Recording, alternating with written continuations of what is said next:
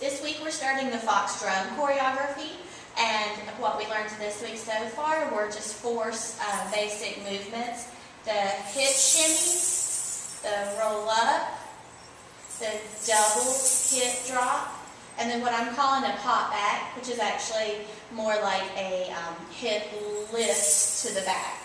So let's talk about how all of that fits together. We start with our hip shimmies by doing hip bumps and just getting faster and faster with them until we get a good shimmy. Our roll up, we talked about how there's kind of different levels of this. Ideally, you want to be squeezing the lower abs, the middle right around your belly button, the upper ab, and then lifting the chest so that it would look like. And also, I tilt my pelvis forward when I start that squeeze down there, so that ideally it looks like this. It may take a while to get there, so start off with tilting the pelvis and popping the chest.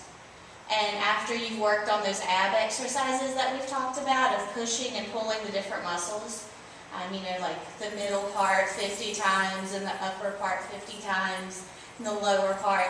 After you can isolate those muscles a little better, then instead of just tucking and lifting the chest, tucking hips, lifting chest, then start adding in the middle part, because I think that's what most people can get the easiest. So a tuck, a pull in, and then a lift. And then after you get that, start adding in the other two layers of muscles with whichever ones come to you easiest. So we're working on that roll up probably this whole session. Don't feel bad at all if it's something that's difficult for you. It really is a very higher level kind of thing. So we're going to have some shimmies, some roll ups. We're going to have those double hip drops. And we talked about how if you're going to drop your hip, it should be up higher to start with. So I started with it in a lifted position so that when I drop, you can really see it move. So it's going to be a drop, drop, and then the combination that goes in includes that pop back, drop, drop, pop back.